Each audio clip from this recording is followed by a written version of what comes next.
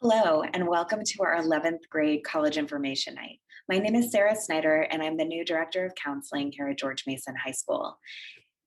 During this session, we're going to be speaking with you about how to find the best fit college. We're going to talk to you about the college admissions process, including some special appearances from some college admissions staff.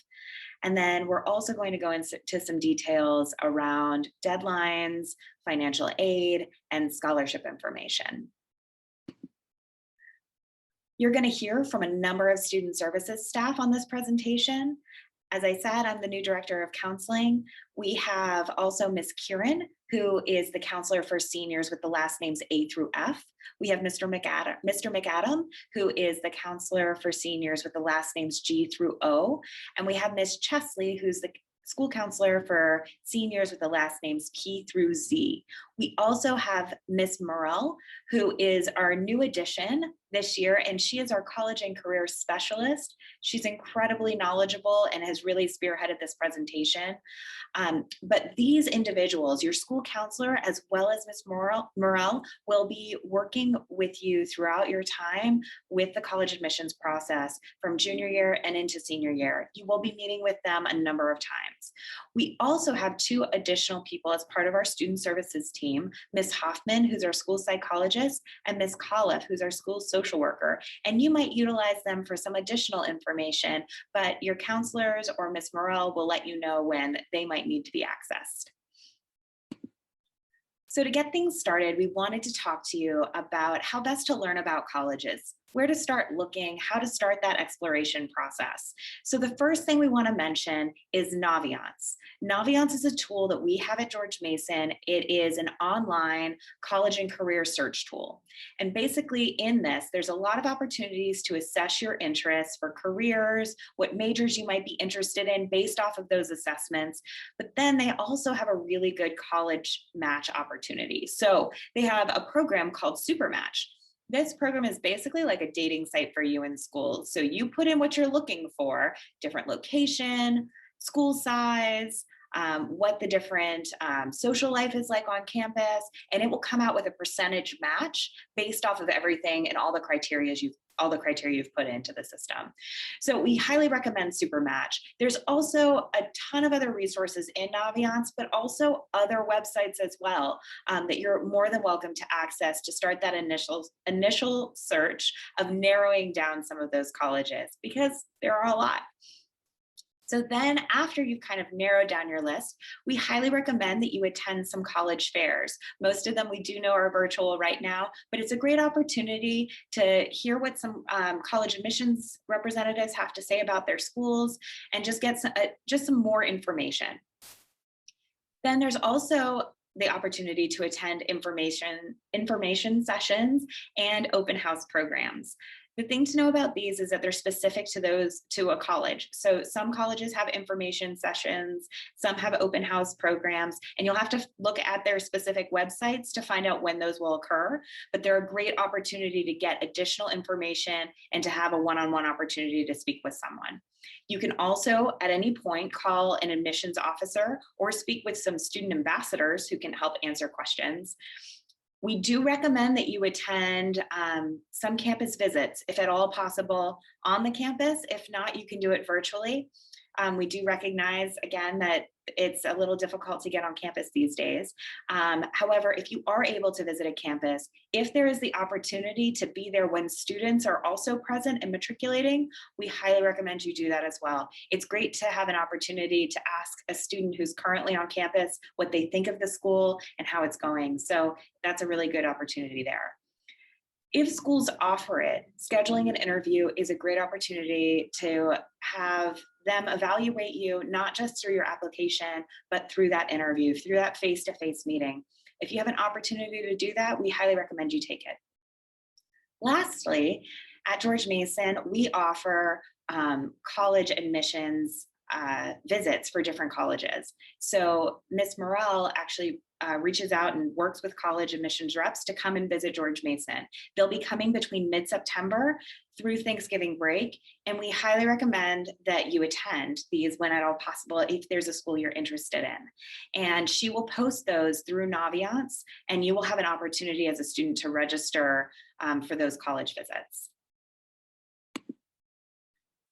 The next thing we wanted to talk to you about is finding the right fit school. So we recommend you apply with a tiered approach. Basically, that means you might apply to a couple reach schools, you might apply to some on-target schools, and then some safety schools. What we're referring to here is the percentage in which students are admitted based off of the pool that applies. So reach schools typically are a more selective school, and so those can be just more challenging to get into because it depends on the pool they have of applicants every given year. And they also have many who are applying, and they only take a small percentage. So those might be your reach schools. And then your target schools, again, are between that 30 and 60%. And then safety schools that are accepting about 60 to 90% of students who apply. And so what we're saying here is that you should only apply to schools that you really plan on attending if you were admitted. But it's great to have that tiered approach when you are applying. The next slide is going to go into how to start this process and what you should do for the next 6 months. Hi, everyone. My name is Dana Kieran. So we're going to talk for just a few minutes about some student tasks that they have coming up for them in the next 6 months or so to make sure that they are staying on track and kind of making progress towards getting their college applications ready for the fall. So the first thing we really encourage students to do is to either sign up or have taken the SAT or ACT. We do always like to remind students that kind of given what has transpired in the past year, a lot of schools have taken the testing limitations that COVID have presented and changed their admissions process and made testing optional for a lot of schools. So when doing this, if you're unsure about that or unsure kind of an individual school's policy, we really encourage everyone to go directly to the college's website and look at their testing policy for the 2022 admissions class and make sure that you're kind of very clear on what they are requiring and not requiring in terms of the SATs and ACTs. On a related note, College Board, so the SATs have recently announced that they have eliminated the SAT subject test and also the writing section of the SAT entirely. Previously, it was optional, and now they have gotten rid of it altogether. So for any students who are registered for the SATs this spring and are planning on taking the writing section, you can actually contact College Board to get a refund for that portion of the test because it will not be taking place. Another super important thing to do is just having students visit colleges, whether that is in person or virtually, and also attending college fairs. College fairs are a great opportunity to kind of get information and be able to interact with multiple reps at once. But once they have the list kind of narrowed down, or you have time over the spring break that's upcoming, or over summer, visiting colleges in person, every school is going to have a different policy with COVID about kind of campus tours and what they're doing and mitigation protocols. So it's always good to check with the schools before. But visiting a school in person is a really great opportunity for students. Schools have also kind of upgraded their virtual campus tours in light of COVID so that students, even if they aren't able to visit in person, can have a really great experience online and being able to explore the campus and see kind of how it looks when it's full of people and kind of on a regular basis. Another good thing to do that is actually happening currently is that juniors are having planning meetings with Ms. Morrell, our college and career specialist. She is an amazing resource at Mason, and we really encourage all of our juniors second semester to have one-on-one meetings with her just to kind of start the planning process. She will introduce them to Naviance, kind of get them started in their list making process, and just kind of it's a good jumping off point for starting all of these processes. Before we leave, for the end of the school year, we always encourage students to ask 2 teachers for letters of recommendation. Usually these are teachers that the student currently has in their classes. 2 is a really good number to start at. We would never encourage you to do more than 2. 2 is a really good minimum. If students don't have 2 teachers that they can ask, at least 1 is a really good idea. And again, we encourage them to do that and kind of get on the teacher's list before we leave for summer, just so they are kind of ready when they start their applications come fall. Once they have started getting all of that information together, it's a good idea for them to start compiling a list of where they're interested in applying to. We encourage students to do that in Naviance. There are 2 types of lists that they can make: colleges I'm thinking about and colleges I'm applying to. Colleges I'm applying to is the active application list that they'll use in the fall when they're completing their applications. But for now, while they're planning things out, the list that is colleges I'm thinking about is a great way for them to track the colleges that they're researching, that maybe have programs that they're interested in that kind of meet the criteria that they're looking for. And that way they can keep track of it. Parents have access to it. Ms. Morella has access to it. And then we as the counselors can see those lists as well, just so that everyone's kind of on the same page.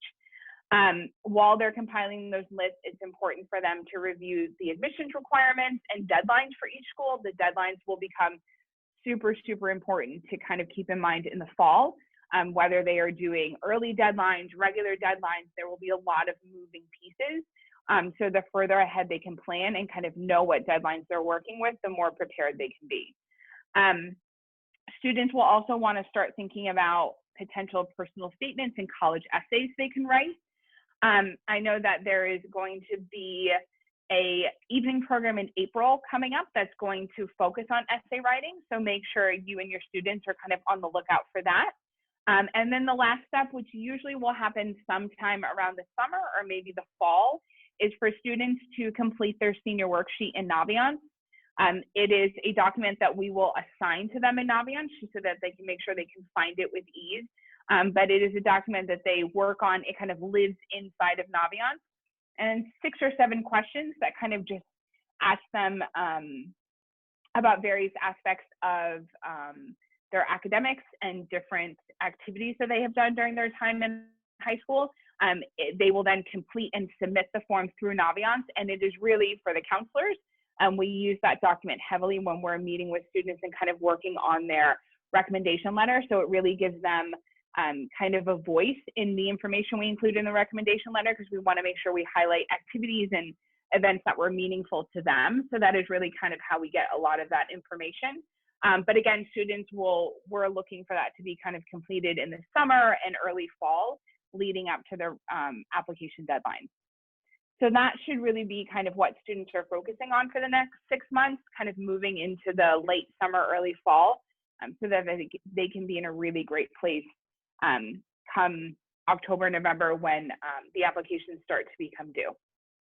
Hi, everyone. I'm Valerie Chesley.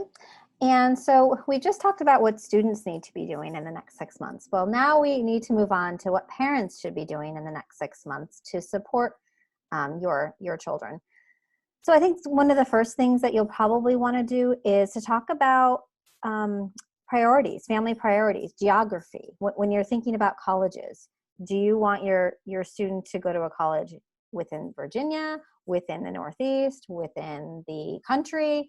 All these things are really important, because I think some of the worst things students can do is they can apply to all these schools all over the country and world. And then when it comes down to figuring out where they're going to go, well, their parents aren't going to let them go to a school in Europe or California. So we want to make sure that you're having those conversations.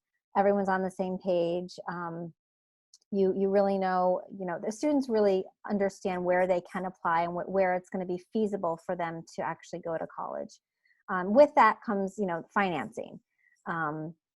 Talking about public versus private schools, the tuition, talking about student loan expectations, work study expectations. How are students going to contribute financially, or how they're not going to contribute financially toward their own college expenses? Sometimes these are difficult conversations, but they're really important to have before, your student really gets set on one school and then it turns out that just financially you can't make it work. So You want to make sure that you have those conversations up front. The final thing I think to talk about is the parent guardian brag sheet. This goes hand in hand with that senior worksheet that Dana had mentioned. We as counselors use both of these documents when we're writing letters of recommendation, counselor letters of recommendation, which most schools, not all schools, but most schools want a letter of recommendation from the student's counselor. This can be found on the College and Career website under the College Application tab, and then you can email it to whoever your student's counselor is. What we're really looking for, there's two questions that we ask. What we're really looking for is more of a narrative of your student. Stories, anecdotes that maybe we don't necessarily know. And if you could keep it to when they're in high school, that's really the most important. Colleges, aren't really looking for what students did in elementary or even middle school. So it's really important to keep it relevant, to add things that maybe we just don't know about your student, rather than, just a resume or a list of their activities. That's something that we can find pretty easily. So we're looking for some more of the juicier stuff that we can add. Anything you put in there is sort of fair game for us to include in our letter recommendation. So just keep that in mind. If there's something you maybe don't want a college to know, then it's probably best to keep that out. But we find that our strongest letters really come from when students write really in-depth senior worksheets and when parents really take the time to talk to us about their student and all the amazing things that their student has done that maybe they were too humble to share with us. Hello, everyone. My name is Brad McAdam. So next fall or winter, when your student has made a decision about the schools he or she will be applying to, we wanted to just give you an idea of sort of the components of the application and who is responsible for sending what and how those things are submitted to the colleges. So the student, I assume this is obvious, but the student will complete the college application and, if necessary, an essay. Many colleges can now be found on what's called the Common Application. I mean, there's hundreds of schools that use the Common App now. So we find that, I would say, the majority of our students end up using the Common App in some way. There's also something called the Coalition app, which is another online platform where students can submit applications. If schools don't use the Common App or Coalition app, they just have students submit applications directly through their websites, and those will be easily found on the admission sites of those schools. So the student would submit their application through either Common App, Coalition, or the school-specific application. The student's counselor, so either myself or Ms. Chesley or Ms. Kieran, will submit a student's official transcript, what's called the secondary school report. This is just a form that we fill out that talks a little bit about their experience in high school from an academic standpoint. It also asks about maybe some activities they've been involved in, that sort of thing. But it's just sort of it's just very much a checkbox form thing that we have to submit with the transcript, and in some cases along with our letter of recommendation. Again, not all schools ask for a counselor or letter of recommendation. Not all schools ask for a letter of recommendation at all. So that's something that students will want to be aware of when they're thinking about what they're asking of us and of the teachers is, which schools am I applying to actually require me to have a letter submitted on my behalf? But if a letter is required, we will submit that through Naviance. So even though a student is applying through either a Common App or the school's website, we will submit all of our materials directly to the colleges through Naviance. We ask that students submit a transcript request at least about a month in advance of when their first deadline is. So we have a lot of students who may end up applying early with maybe a November 1 deadline next fall.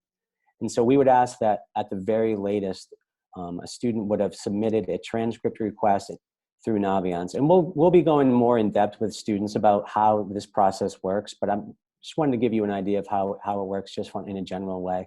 But they would need to tell us about a month in advance, because we need to prepare for those deadlines.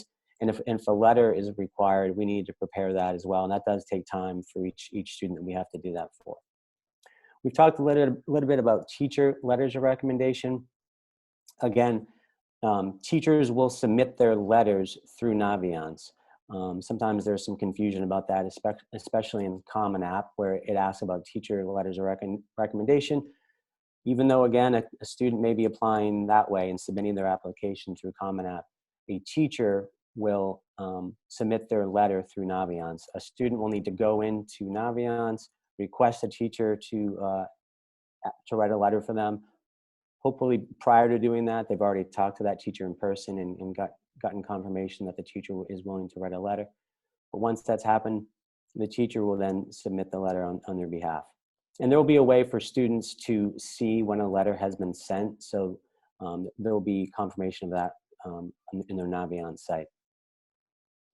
For the SAT or ACT scores, for official scores to be sent, that needs to go directly through College Board or the ACT. The nice thing recently is colleges have they've allowed students to maybe submit unofficial scores through their applications, so they don't need to go through the either College Board or ACT always, because, and first of all, that costs more money. So you're already spending money on the application. Now, to send official scores, there's more money involved there. But what's nice is that recently more and more schools are allowing students to initially just submit their unofficial scores when they're completing their application, and then maybe follow up later asking if, in some cases, to have official scores sent. But if a school is actually asking for official scores, that must be done through the College Board or ACT. Some of our students who maybe have taken AP tests through the years at George Mason sometimes wonder about sending their official AP scores in. That typically wouldn't be done until a student has decided to enroll at a college and is looking to perhaps get college credit from the school, and they would then have their official AP score sent at that time. That's similar to the IB test that students might take at some point if they want to try to get college credit. Once they've decided to go to a school, they would then have those IB scores sent along to that school. I am Sherry Morell, the College and Career Specialist. Now that you have a bit of a roadmap with tasks for students and parents to complete over the next 6 months, we're going to shift gears and focus on different types of colleges and universities. As your student explores Naviance and uses Supermatch to identify schools, they will be prompted to make some decisions about the type of school. There are many different options: 2 versus 4-year colleges, trade schools and apprentice programs, small liberal arts colleges, large research institutions, and specialty schools, including visual and performing arts, and those with a STEM emphasis. One type of college that students can find confusing are liberal arts colleges. I'm delighted to have Ashley Browning, the Vice President of Enrollment Management at Hollins University, share information about liberal arts colleges. Hollins is a small school for women enrolling under 1,000 students. Hi, my name is Ashley Browning, and I serve as Vice President for Enrollment Management at Hollins University, located in Roanoke, Virginia.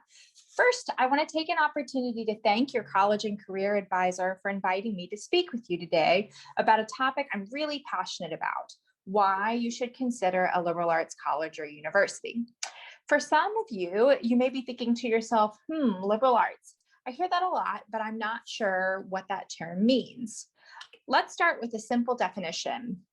Liberal arts education typically encompasses 4 major areas of focus of study: natural sciences, the arts, humanities, and social sciences. A common characteristic of liberal arts colleges is that they seek to provide students an academic experience that's broad in scope, meaning that you'll have access to classes across a variety of disciplines, but also deep in experience, meaning you have many opportunities to enrich your understanding in core academic areas inside and outside of the classroom. A liberal arts college is a great backdrop for a student who has both a love for biology and for English. In fact, at Hollins, those are our 2 most popular majors. A liberal arts curriculum is designed to allow you to celebrate both of these interests, even when they look unrelated, and to find connections between these areas and the larger context and the greater world in which we reside. Generally, liberal arts colleges are smaller in size and have a major focus on their undergraduate program. Like at Hollins, liberal arts colleges put a priority on the student experience, both in the classroom with faculty who focus on teaching as their first priority, and out of the classroom by developing co-curricular experiences that help you connect conversations from the classroom to the dining hall to lunch with your friends out on Front Quad. At Hollins, our student to faculty ratio is 11:1. Most liberal arts colleges skew on the smaller side and maintain more intimate student to faculty ratios. A smaller liberal arts college is a great fit for a student who is seeking a community that will allow her to be an individual. Your professors are going to know if you're missing a class discussion, but not because they're checking off your attendance on a list. Instead, because they choose to teach at a place like here at Hollins, where professors value the contributions students make to conversations in the classroom.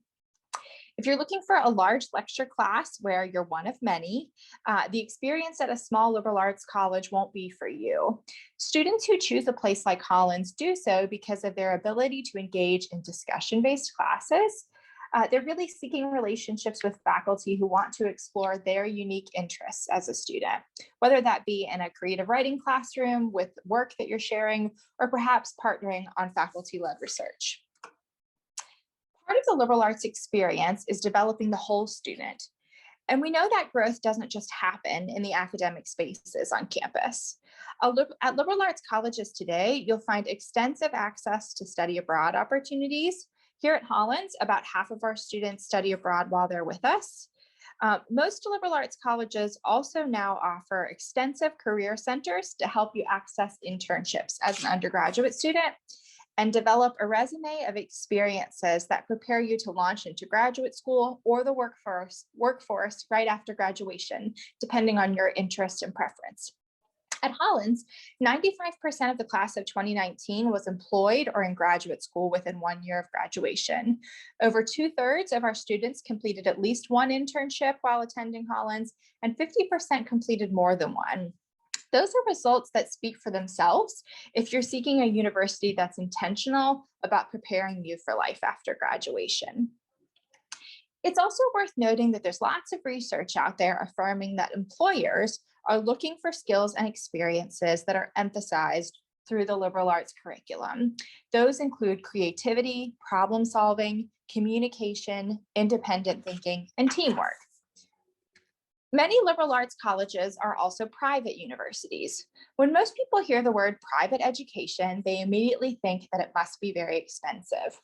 While private universities operate under a variety of different cost structures, many private universities, including Hollins, give very generous academic merit scholarships to help support students and to lower the financial burden associated with attending college. So here at Hollins, admitted students are guaranteed a minimum of $24,000 annually in renewable academic merit scholarship. That's a lot of money. It's nearly $100,000 over 4 years to recognize your academic achievements in high school and to support you in your goals to pursue a degree here at Hollins. While we're on the topic of finances, have you all heard about the Virginia Tuition Assistance Grant? We call it VTAG. If you ultimately decide to enroll at a private liberal arts college here in Virginia and you're a resident of the Commonwealth, this could really help you. The grant provides about $4,000 in support to Virginia residents who enroll full-time at a private university in Virginia.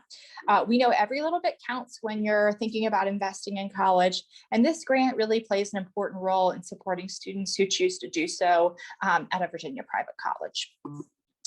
In addition to being a liberal arts college, there's another important factor that makes Hollins extra unique. We are an undergraduate college for women. There are approximately 5,300 colleges and universities of all types in the US, and about 38 of those are women's colleges. Many students haven't considered the possibility of attending a single gender college. The stats, however, speak for themselves. Did you know that while graduates of women's colleges make up only 2% of the college graduate population, they comprise more than 20% of women in Congress and more than 33% of women in Fortune 100 boards. Research has shown that women's colleges are more highly effective than all other colleges and universities in helping you discover your voice, define your goals, and build a plan to achieve your aspirations. Women's college students are also more likely than women at co-ed institutions to help promote social justice, clean up the environment, promote racial understanding, and to become community leaders. Hollins University is proud to have received recognition from the Princeton Review, having recently ranked our students as the number 6 most politically active students. I'd love to hear from you as you have more questions about why a liberal arts college might be a good fit for you, or if you'd like to discuss specific opportunities for young women at Hollins University. Our contact information is listed on the screen for you here, including the social media accounts that you might want to follow as you continue in your college journey. Hollins is presently open for private campus visits, and we'd be delighted to help you plan something based on your comfort level with your family. You can also scan the QR code that's listed here to explore our beautiful campus using our fun virtual tour experience. So thanks very much for your time today, and I hope to hear more from you soon. Good luck in your college search. Diversity in the higher education landscape is a wonderful thing. Not every college is a fit for every student. As you engage in conversations with your student about schools, touching on geography, size, cost, academic programs, extracurricular life, perhaps student support services, Virginia Tech is a school that contrasts Hollins as a school that enrolls over 34,000 undergraduate and graduate students. It is my privilege to have Juan Espinosa, Associate Vice Provost for Enrollment Management and Director Undergraduate Admissions at Virginia Tech, share information about the college process and point out specific details about how Virginia Tech reviews applicants. Hi, George Mason. My name is Juan Espinosa. I'm the Director of Admissions at Virginia Tech. Really excited to be able to talk about the application process with you. As you might already know, we introduced several transformational changes in our admissions process back in the 2018-2019 cycle. So some of these might be new for many of you, and we wanted just to take a moment to, again, give some tips and help you navigate the process.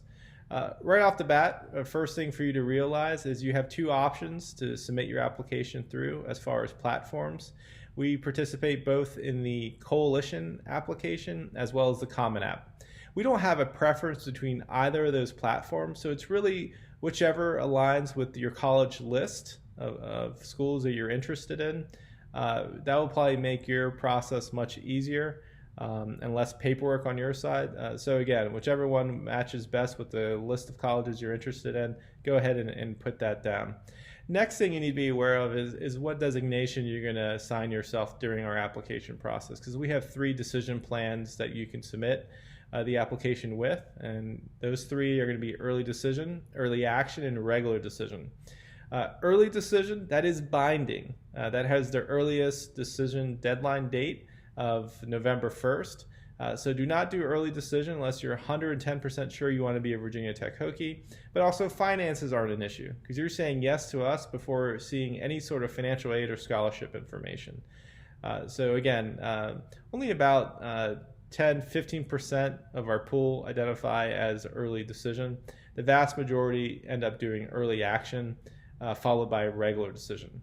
Now, early action is by far our most popular option. Out of the 42,000 applications that we received this past year, about 30,000 applicants identified through early action. So if you know you're interested in Virginia Tech, go ahead and put your application in through this decision plan because it will best position you for all the different programs you might be interested in. Because regular decision, which does have a later notification date and deadline date, it's going to be based on space availability. And so you don't want to put yourself in a situation where you might be interested in a program, but you waited till later on in our process to submit an application, only to find out that early action and early decision has essentially taken up those spaces. Now, once you hit the submit button for the application, you'll then be prompted to submit what's called a self-reported academic record. This is something pretty unique to Virginia Tech. We actually have students self-report on a website all of their courses, grades, and test scores if they would like test scores to be part of the review process. This really speeds up the process big time. So we like it quite a bit. The feedback we get from students is they like it because they know once they hit the submit button and then follow up with the self-reported academic record, they're completely done with the Virginia Tech application process. So they can essentially cross Virginia Tech off their list of things to do. So it really streamlines the process quite a bit. It's very easy to go through. We have various tutorials on our website on how you fill out your courses and grades. But the biggest advantage to introducing this change was that we were able to get final decisions out to applicants much sooner. And we were able to introduce early action, which prior to 2018 we did not have. Again, puts you in the driver's seat. You don't have to request transcripts from your school at this point in the application process. You hit the submit button for the application. You go to the self-reported academic record, list out all your courses, grades, and test scores. Again, if you'd like that to be part of a review, you hit submit and you're done. You're essentially then at that point waiting to hear back from us. Now, the review process on our side was also revamped back in 2018, 2019 to be a truly more holistic review. Prior to that date, really it was GPA and test scores that dictated what type of decision a student would get. And, you're more than just test scores and you're more than just a GPA. So we made these drastic changes to really try to evaluate you not only as a student in the classroom, but also as an individual outside the classroom. And so let's go through that. Let's dive into this review process. Essentially, let's start with the academic side. On the academic side, there isn't any major changes since 2018, 2019. We're looking at your course rigor. That's very important to us. We like to see those AP and IB courses. We like to see those advanced level courses. Why? It's not because we're mean and we want to torture you. It's really because research has shown time and time again that the more advanced level coursework you take in high school, the easier the transition will be from high school to college. The easier the transition is from high school to college, the better you're going to be doing in your courses freshman year. The better you're doing in your courses freshman year, the more likely you are to come back for your sophomore year. That's a big deal for colleges and universities. That's called retention rate, the percentage of students coming back for their second year. Nationwide on average, it's around 50-60%, so not that great if you think about it. But at Virginia Tech, year after year after year after year, we consistently bring back over 90% of our freshmen back for their second year. The most recent statistic was close to 94%. So a big part of that success is making sure that we're selecting students that are academically ready and are taking those tougher classes. Second thing we're focusing on the academic side are going to be your grades. Now, we don't look at GPA. GPA is no longer a reliable indicator of a student's academic achievement.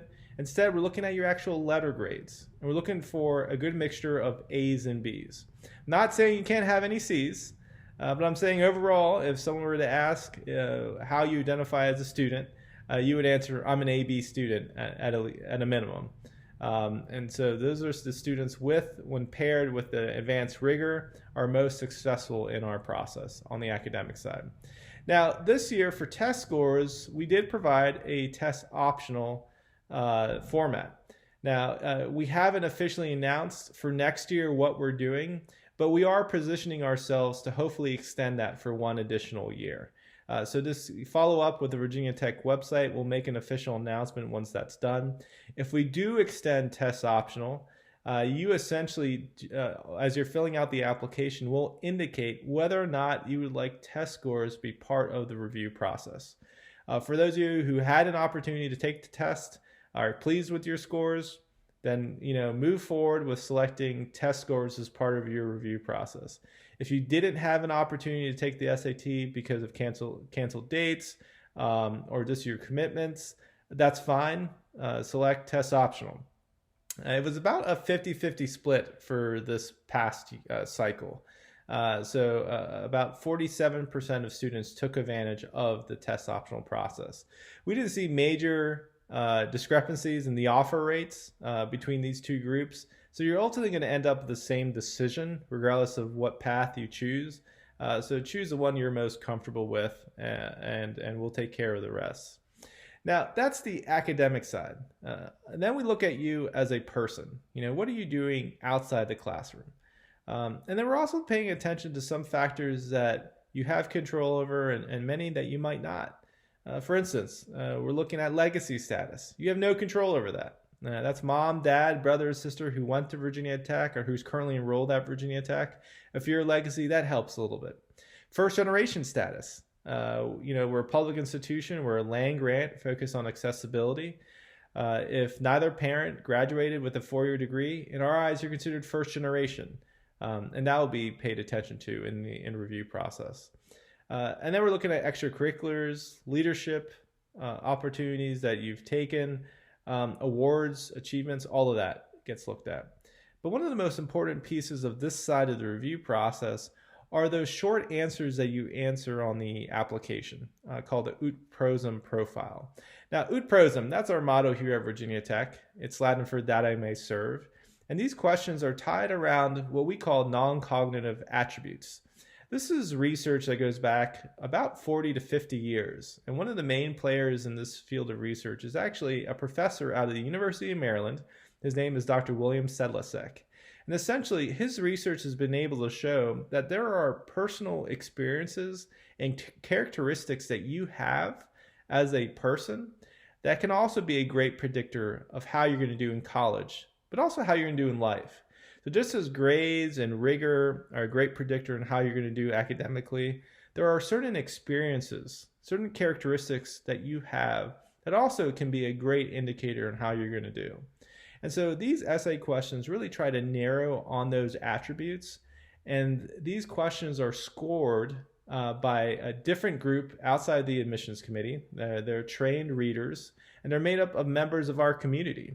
So this is really great because essentially not only are you being reviewed by the admissions office, but you're being truly reviewed by the university community. And so if you're offered admission, that offer is not only coming from myself or from my staff and being viewed through an enrollment lens, it's truly being extended from the entire community. And the community is saying, we're excited about the possibility of you joining our ranks, and we hope that you will do just that. So take your time as you're going through the application, but especially take time to pause and reflect on those short answer questions and give your best answers. Because again, that's going to be part of the review process. And there will be several situations where that score that comes from those essay questions can be a difference between you being offered or waitlisted. So again, please take the time and do those essay questions correctly and after a lot of reflection. So that's essentially our application process. Again, not very complicated. It's important to realize that the major you apply for and indicate on your application that you would like to study will also have a major impact on the admissions criteria set for that program.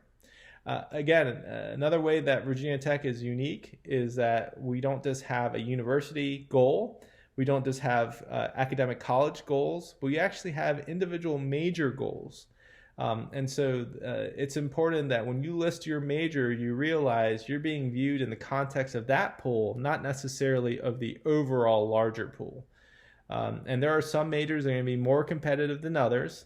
And how competitive will vary from year to year because the space is allotted for that program, deemed and set by the dean of that college, and priorities can shift from year to year, but also the unknown of how many applications we'll get from that program make it kind of hard to predict what's going to be the most competitive or more competitive than the year before. So my advice to students is always find a program that you are most interested in, put that on the application, and that's what you're going to be reviewed for. And if offered admission, you're going to be in that program for at least one semester. Now, if you're not sure what you want to do, that's okay as well. Each of our academic colleges has an undecided option, and we also have an undecided option at the university level. So if you're undecided, but you probably want to do something in business, then go ahead and put business undecided as your major. If you truly have no clue what you want to do, that's okay.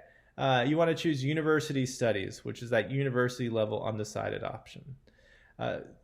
Please don't hesitate to reach out to the departments. They're key players in this process and great resources and sources for information.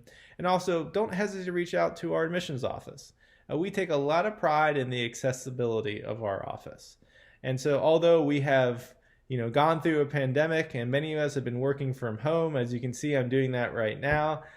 We continue to take phone calls. We continue to respond to emails, all within 24 hours.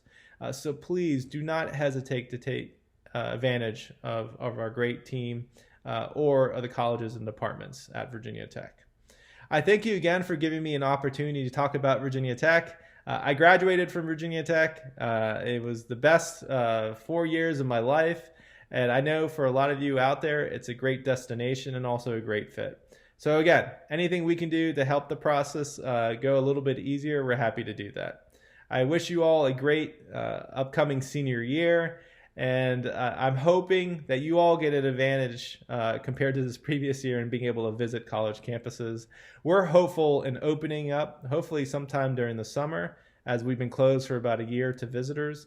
So again, keep in touch with our website and follow updates on when that opening might take place.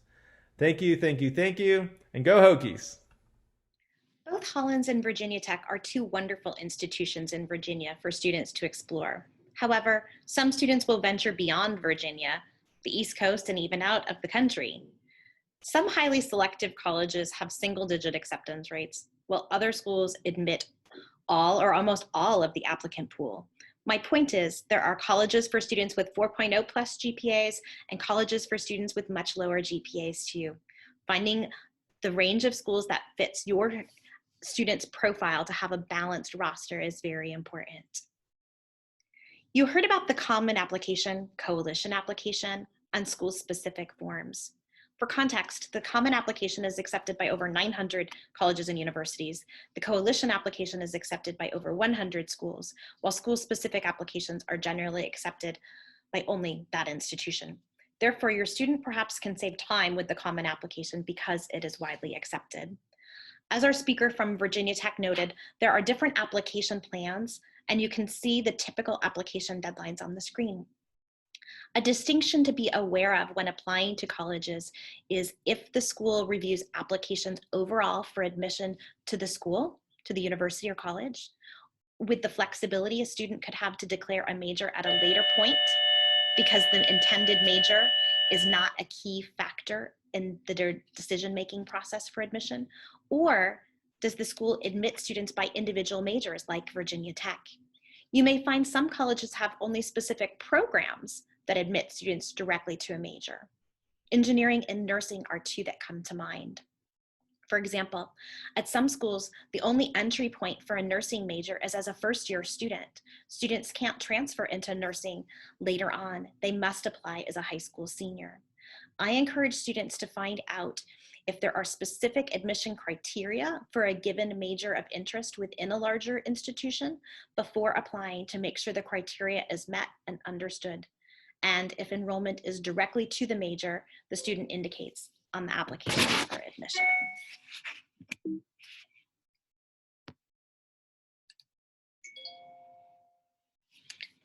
Now I'm going to jump to some of the common questions I'm asked about the college application process. A student's transcript is the most significant part of the college application. As you heard, the GPA alone is not enough to determine if a student is capable of handling the academic program at a given college. Admission officers dig deeper to look at the rigor of classes behind the GPA and any trends.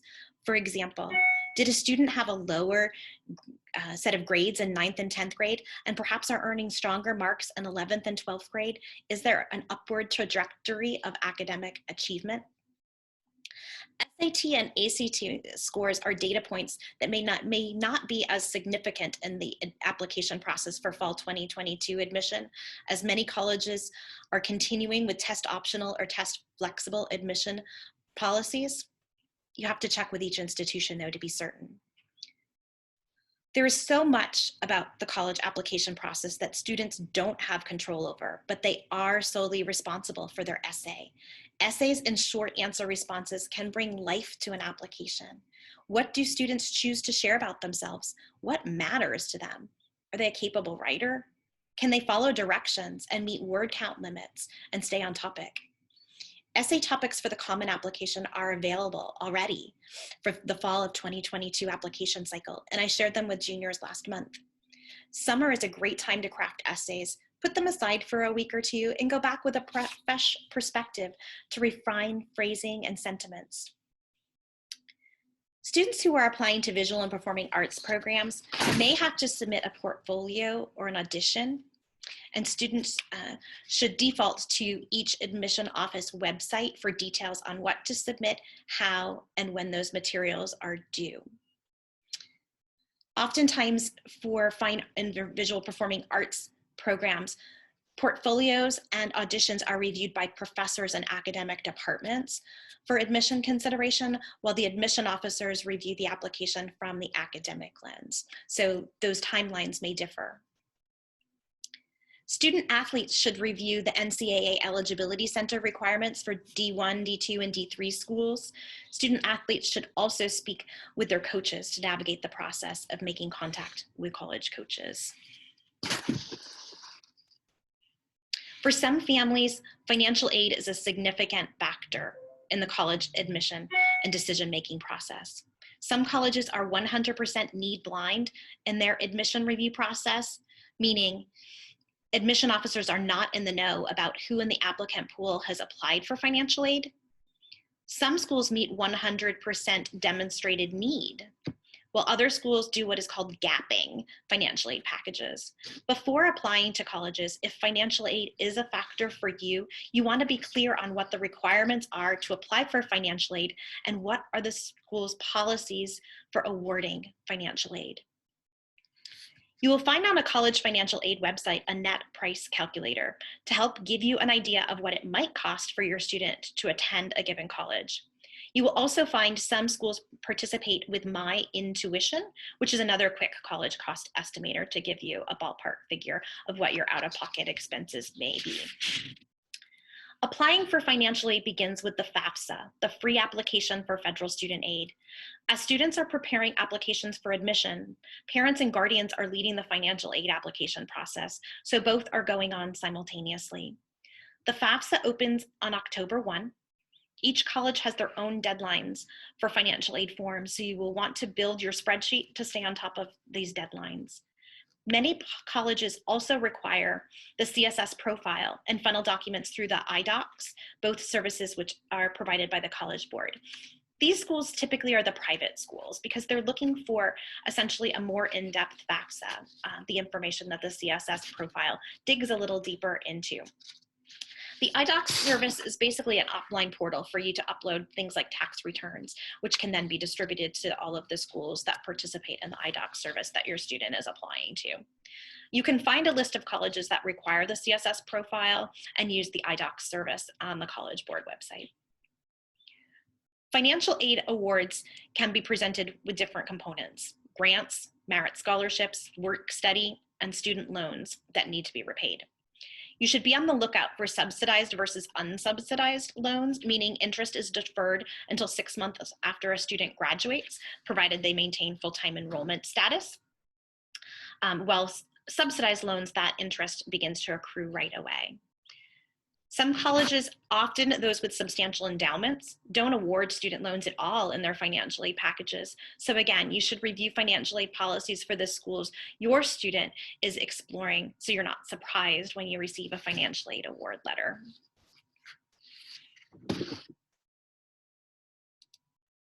Scholarships. At the beginning, Ms. Snyder mentioned students should be on look to build a balanced portfolio of colleges. If merit scholarships are a significant factor in deciding where to enroll, the balance may be skewed to include more safety or match schools where the student would be at the top part of the admitted profile for those colleges to increase chances of earning merit money. Schools report the mid 50% range of students who are admitted using GPA and test scores as data points. As noted, GPAs do have limitations because the number alone does not communicate the rigor of an applicant's high school program. Therefore, students need to go beyond the GPA number and look at the required and recommended series of high school classes that each college looks for in their competitive applicants. Scholarships come from colleges and universities and from private organizations. At some colleges, all applicants are considered for merit scholarships based on the completed application for admission. Sometimes students have to apply for college scholarships in addition to applying for admission.